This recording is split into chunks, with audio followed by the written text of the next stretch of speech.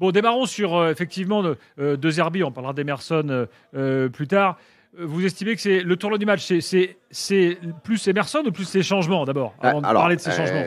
Eric a bien fait de rappeler quand même et de nous rappeler, parce que sur le moment ça nous a peut-être échappé, que l'OM joue ce soir son deuxième match de Ligue des Champions à l'extérieur et que 2 fois il le joue en infériorité numérique.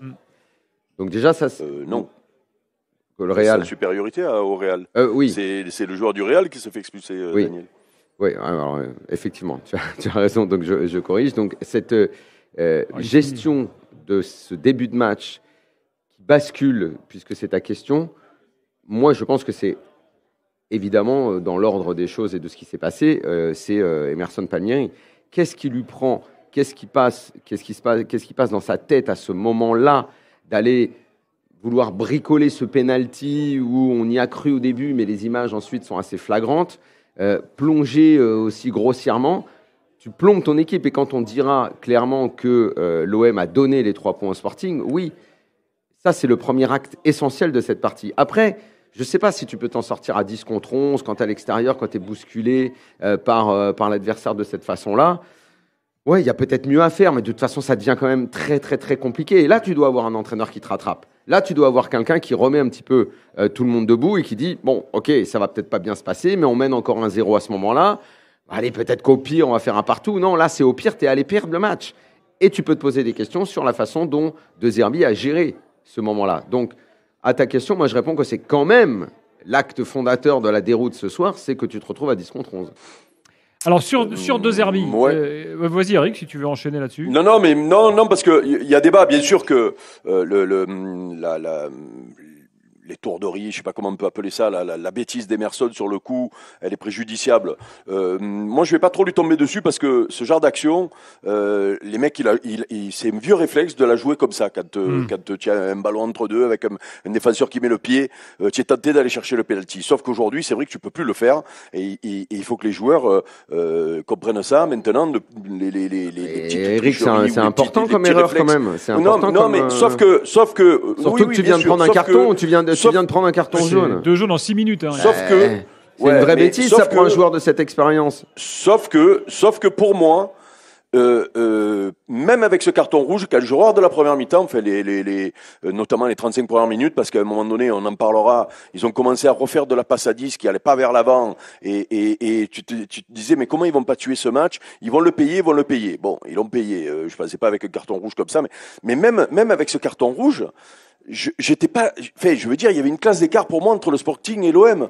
Et c'est-à-dire que tu peux jouer en infériorité numérique, si tu es supérieur, il n'y a pas de raison de se mettre le feu. Sauf que quand tu vas sortir un de tes milieux de terrain qui est celui malgré tout qui arrive justement à gérer la possession, à gérer les temps faibles et les temps forts. On l'a vu Vermeeren qu'il est intéressant. Justement, c'est pas lui qui donne le plus de rythme dans le match, mais par contre il est propre au milieu de terrain. Et quand il y a un de moins, justement, la propreté c'est hyper important. Et quand tu enlèves Greenwood sur le terrain, tu enlèves une arme offensive et du coup tu recules naturellement et tu relances une équipe qui était les mecs en première mi-temps. Tu te demandais comment ils allaient marquer. Non, mais moi je l'ai tout de suite dit, Eric. Je l'ai tout de suite dit qu'il y a erreur et que la gestion du match de Zerbi elle est plus que critiquable. Elle est totalement ratée pour moi.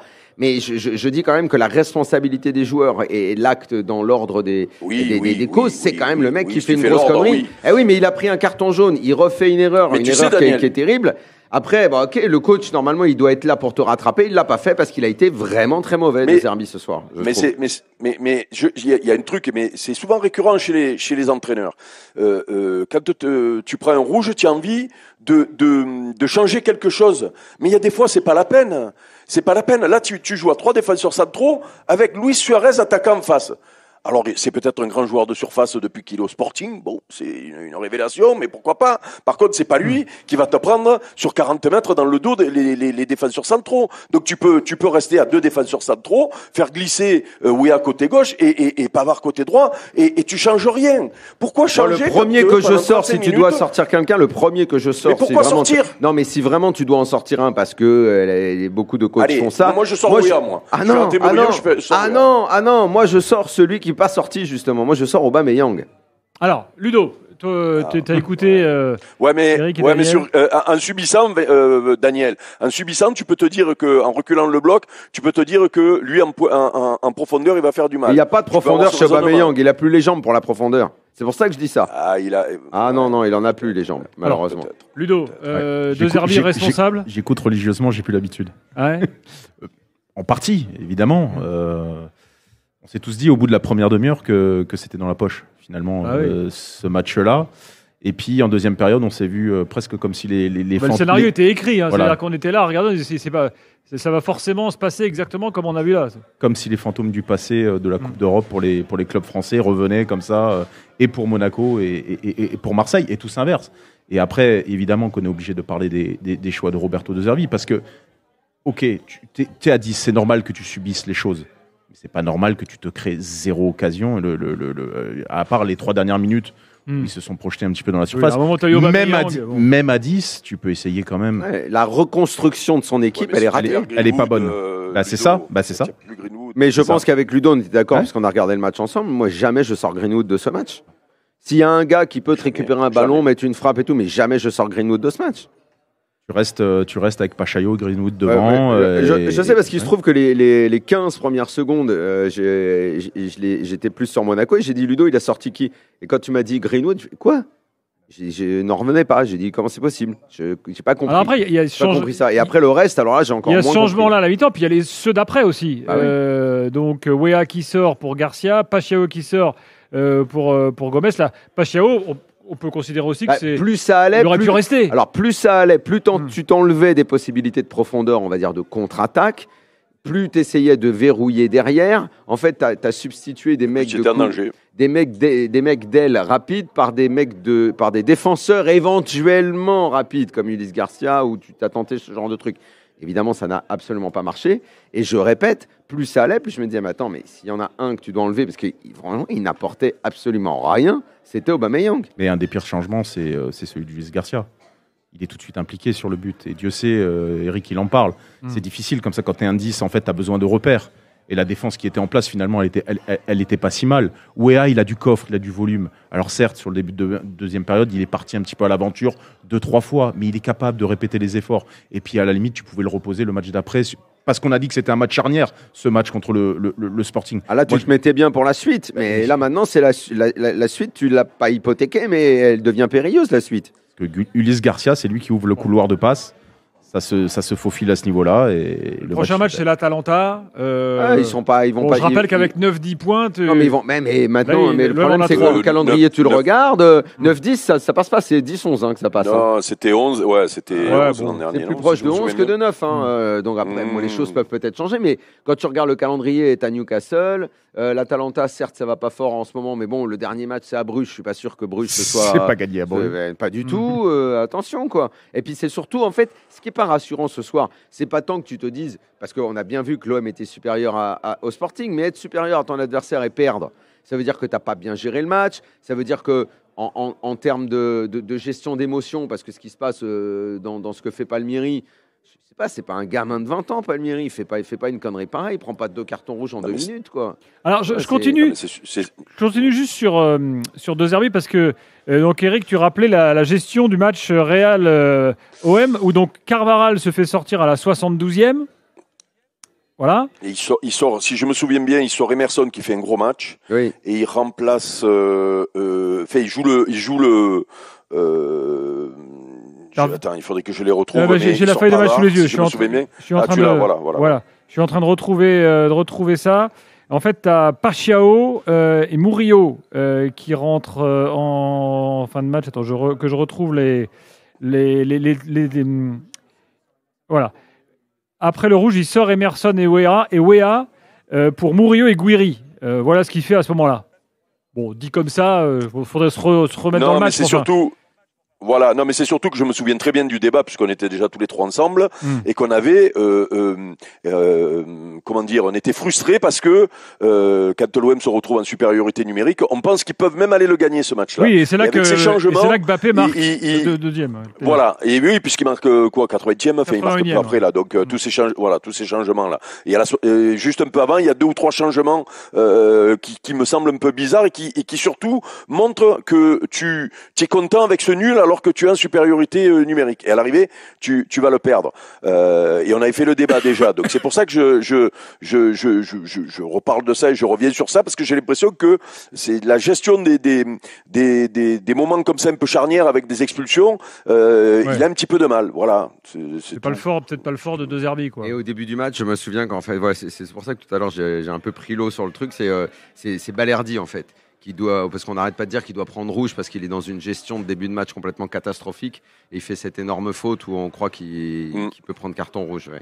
Ouais, alors, est-ce qu'il y a encore peut-être à Marseille, j'ai revu un peu des images de De Zerbi un peu s'agacer à la fin, tu sais, ce côté où on disait la gestion des émotions en très haute compétition, c'est ce qui est le plus important, et l'entraîneur qui retrouve son calme. Il n'a pas la tête froide dans ces moments-là. Et est-ce que l'OM en Ligue des Champions encore? Pareil pour le Real, donc dans le sens plutôt décrit par Eric maintenant qu'à un moment, ils ont cru peut-être pouvoir basculer du bon côté et ça a mal été géré. Ce soir, de la même façon, c'est mal géré à nouveau. Est-ce que justement, dans la Ligue des Champions, ils ont la tête qui est assez fraîche pour bien réfléchir tout le temps et pour ne pas être mangé par l'émotion de l'événement, quoi, voilà. Alors Eric, vas-y, conclue. Non, mais simplement les petites erreurs que tu peux faire en championnat sur ce genre de gestion-là, de changement, ben ça passe toujours. Ça coûte pas si cher que ça. Ça coûte pas cher. Voilà, ça coûte pas cher. Alors que là, malgré tout, tu as une équipe qui est plus faible que toi, mais quand même que tu dois respecter parce que il y a des joueurs en face. C'est-à-dire qu'à un moment donné, si tu leur laisses l'ouverture, eh ben il y a des joueurs de ballon en face qui seront capables de te faire mal. Voilà.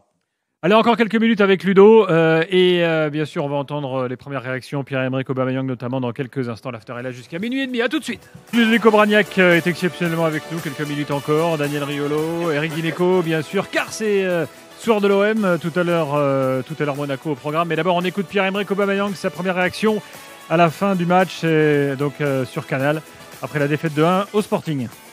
Ouais, c'est sûr que c'est compliqué quand on vous rend la tâche difficile. Ce soir, les arbitres n'ont pas du tout été au niveau. Il n'y a rien à dire, il n'y a rien eu pour nous. Première mi-temps, ils ne nous ont pas créé de problème. Au contraire, je pense qu'on a dominé le match. On a même marqué ce premier but qui nous a fait du bien. Le premier jaune que Emerson prend, c'est scandaleux. Il ne peut rien faire avec sa main. Donc, après, en deuxième période, c'était plus compliqué. Voilà, on était obligé de jouer un peu plus bas. Après, ils ont poussé et ils ont marqué. Bon, là, il est un peu soft parce que Ludo, tu remarquais pendant le match qu'il était un peu énervé. Non, quand il est sorti. Ouais. Quand il est sorti, je l'ai vu, agacé. Je l'ai vu particulièrement agacé, pas parce qu'il est sorti. Je pense qu'il a jugé que son équipe jouait trop bas. Oui, donc en gros, il montrait du doigt. Il comprenait pas De Zerbi, en fait, clairement. Et honnêtement, sans être mauvaise langue, à la 60e minute, on s'est tous dit quoi? Bah oui, c'est qu'ils allaient les prendre les buts. Hein. Ouais. Oui. Ça s'est senti très rapidement. Compliqué, l'équipe ne sortait plus du tout. Et puis en plus, quand tu enlèves les joueurs qui peuvent prendre la profondeur et que tu veux te contenter simplement de défendre, bon, après, ça s'est déjà vu, de mettre les barbelés pendant une demi-heure. Ouais, mais sauf que d'ailleurs, c'est une tactique qui marche de moins en moins dans le football d'aujourd'hui. Beaucoup moins. Il y a 20-30 ans, tu voyais beaucoup de matchs où l'équipe pouvait s'en sortir de cette façon. Ça existe encore, mais c'est moins fréquent. Et là, en tout cas, le tournant que prenait ce match sur la fin filait vers cette évidence. Là, Ludo, tu as raison. Ouais, Eric, tu voulais dire un truc?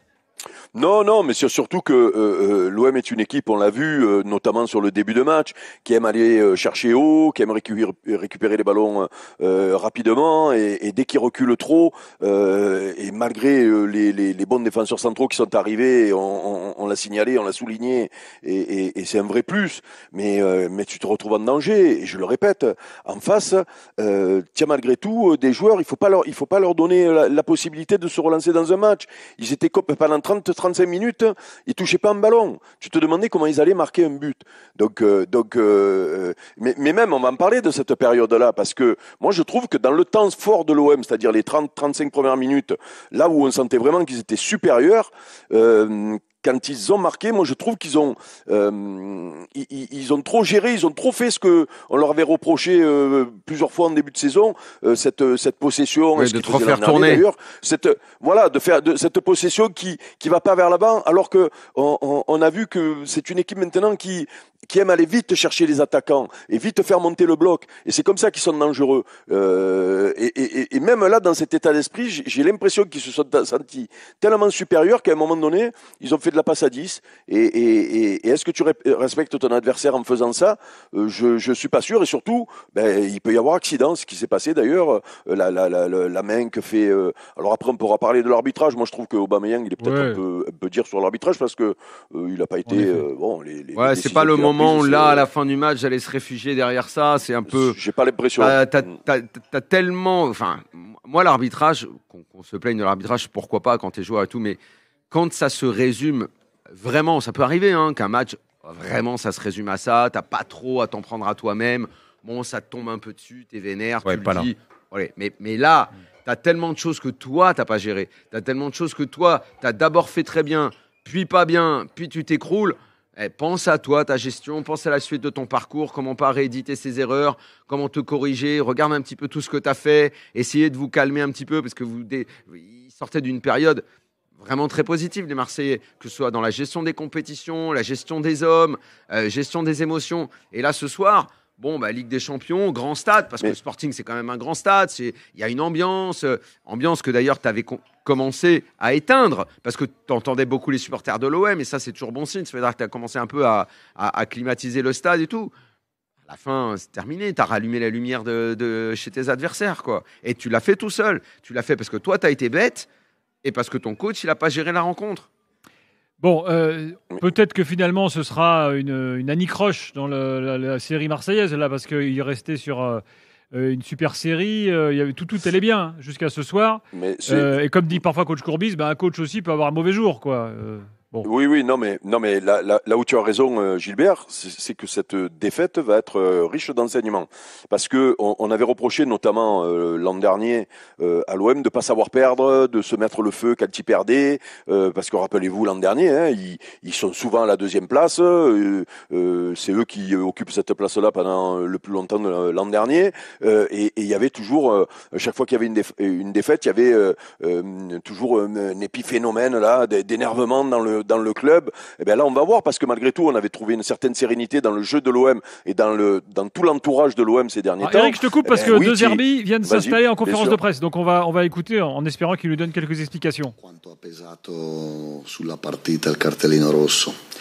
Mi sembra che ieri le carton rouge a beaucoup pesé sur le match. Le squadre hanno perso con goleade. Si je ne me trompe pas, hier, les équipes anche se hanno giocato solo 20 minuti, un quarto d'ora in 10 uomini. Noi abbiamo resistito un tempo più 5 minuti e anche in 10 uomini grandi pericoli, se non il palo di Quenda io non ne ho visti.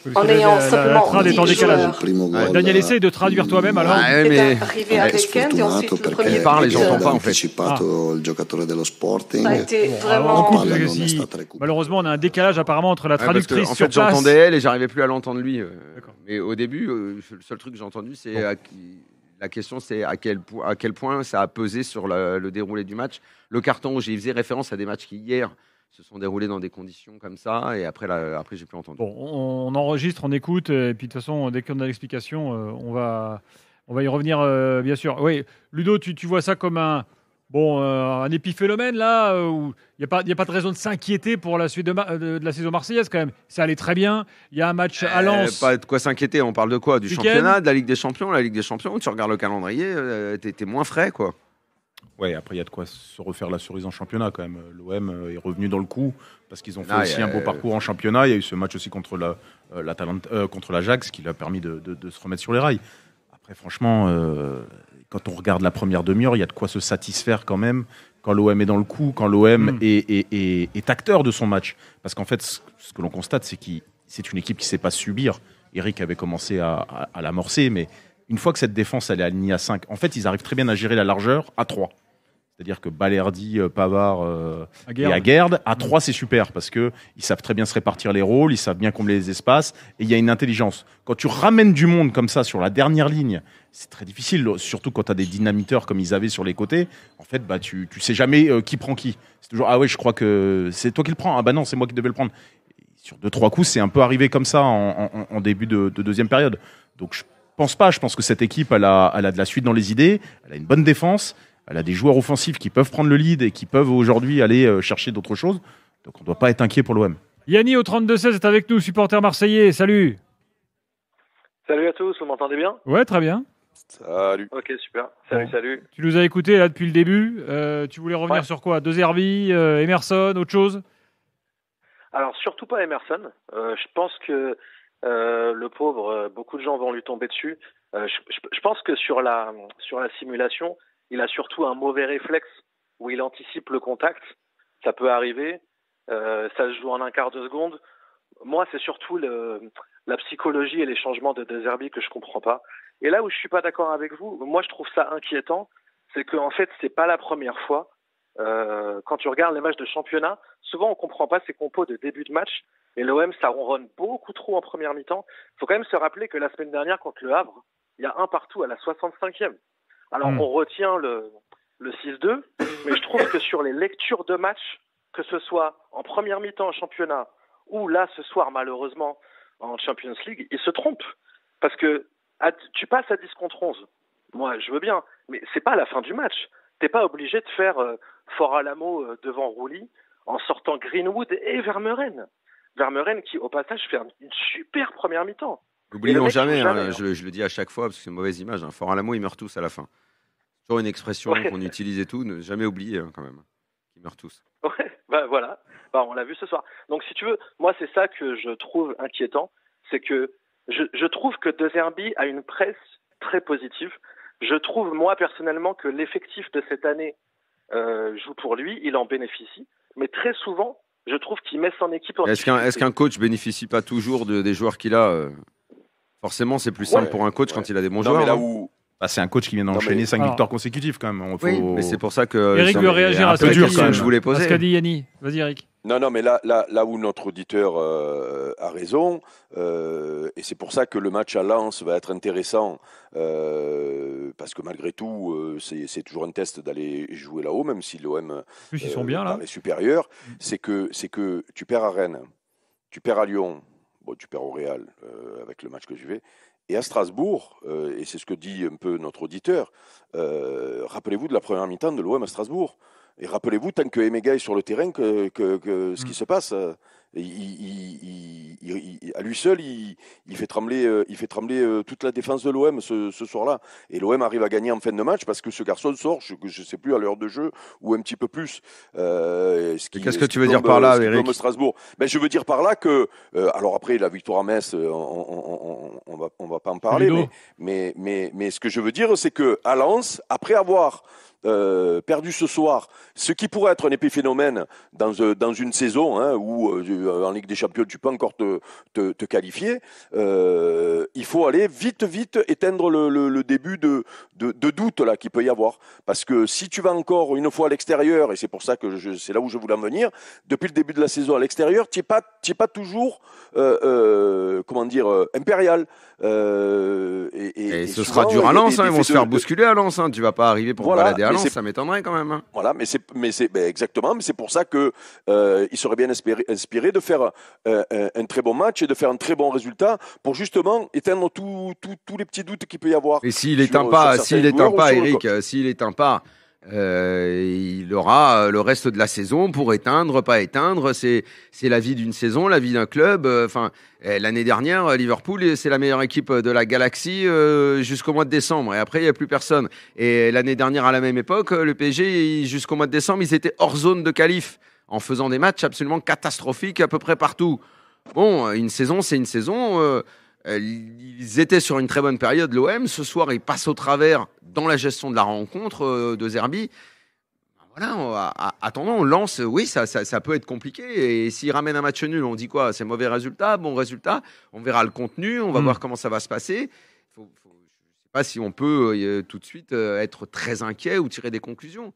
Ce soir, Je remercie clairement, au Yanni. moment où on se parle, il y a une gestion de la deuxième mi-temps qui est pas bonne. Je remercie Yanni au 32-16. Ludo, merci d'être resté avec nous. Merci, c'est un plaisir. Et puis on te retrouve donc dans les émissions de la chaîne L'équipe, évidemment. Alors attention, parce que ton club de Metz va pas fort. Le club de Ludo, Bordeaux, ça va pas fort. Metz, ça va pas fort. Bon, il a toujours Lille. Hein. Metz, il le sait, Ludo. Ouais. Metz, il le sait. Il est là. Il sait une année oui, une année non. Une année oui, une année non. Voilà.